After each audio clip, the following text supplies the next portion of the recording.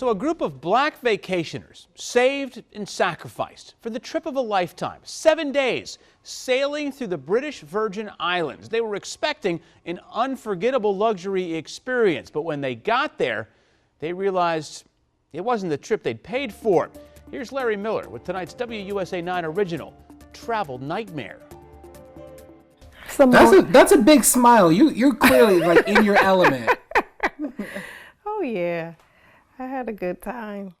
There's no mistaking the joy of Linda Giles. Sailing is a passion. So when two friends tagged her in a post on Facebook about the chance to sail the British Virgin Islands with other black sailors, she hopped on it. The Black Yacht Week trip was being organized by a company called Black Travel Movement out of North Carolina. It organizes trips all over the world. LaShonda Wilson was also on the trip. She and Giles are friends. To be out in large numbers and supporting a black-owned business, is a big deal. Vacationers would pay between $29.50 and $33.50 for the trip, depending on the package. Even though it was way more money than I had to pay to go sailing, I just wanted to have that experience. The itinerary included stops to places like the island of Anegada and Sandy Cay National Park. The boats would come with staff, a captain and gourmet chef. You're expecting definitely a trip of a lifetime. You're expecting to have an amazing time when you get out there. Was it that for you? It was definitely an interesting experience and not at all what I expected. Giles says it all started with the lack of communication with Reggie Cummings, the owner of Black Travel Movement. He wasn't very responsive. Giles says calls and text messages often went unanswered. It still does. Flight attendants prepare for takeoff. So we flew down to North Carolina, where Cummings lives, to talk one-on-one about the problems. So here's what it is. We'll get to that in a minute, but more on the trip itself. Eventually, close to 250 black sailors made it down to the BVI to begin their 7-day vacation. The 26 boats, food, alcohol, and staff were provided by Dream Yacht Charter. The Annapolis-based company signed a contract with Cummings. But more problems would bubble to the surface.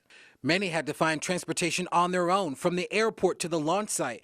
Transportation was supposed to be included in the package. He indicated that he would also coordinate some reimbursements for those folks who had to come out of their pockets, roughly anywhere between $50. Some of our folks had to pay roughly $200.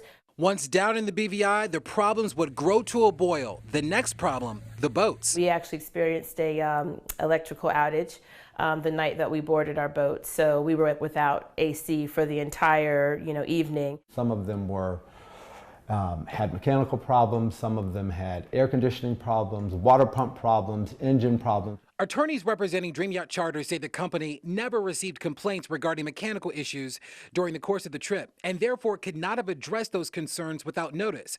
But the problems didn't stop there. Many of the boats didn't have enough food. Oh my gosh, are we going to be on the boat without food or without drink?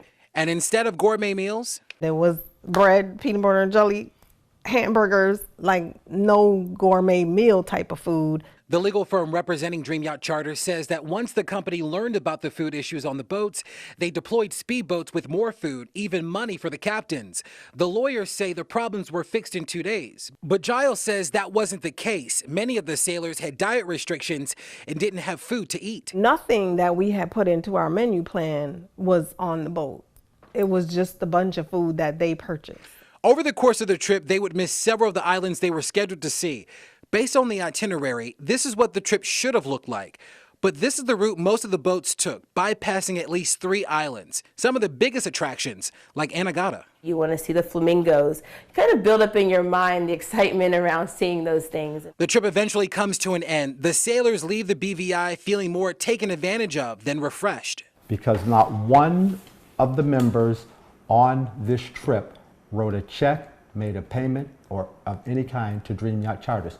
They paid me. Not only are we out of money, we're also in the situation of feeling like we were kind of duped by somebody who we supported. Cummings sent out an email about 2 weeks later. In it, he said he was making an effort to address the issues. He even outlined a refund and reimbursement plan. So when can they expect their money? It's not as simple as I'll pay you next Tuesday or I'll pay you when this happens or that happens. It is a very, very complex conversation. and process to get to that. The situation is made complex because Dream Yacht Charter and Black Travel Movement are locked in a legal battle.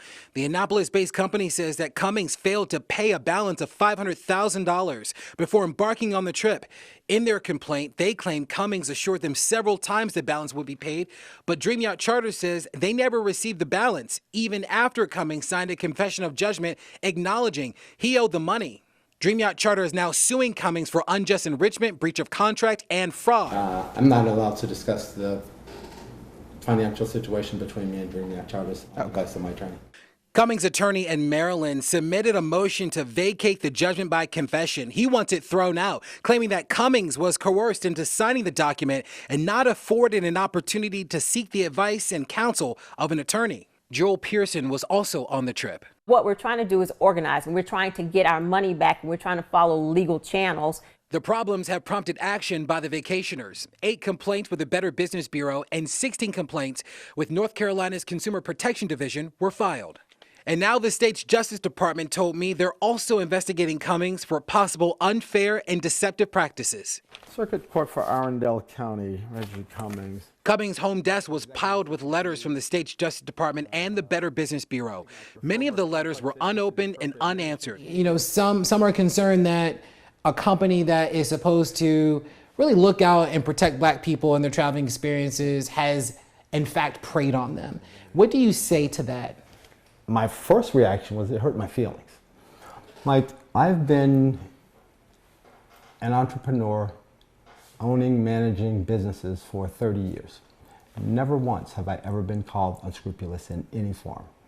And to have this happen, you know, really kind of set me back.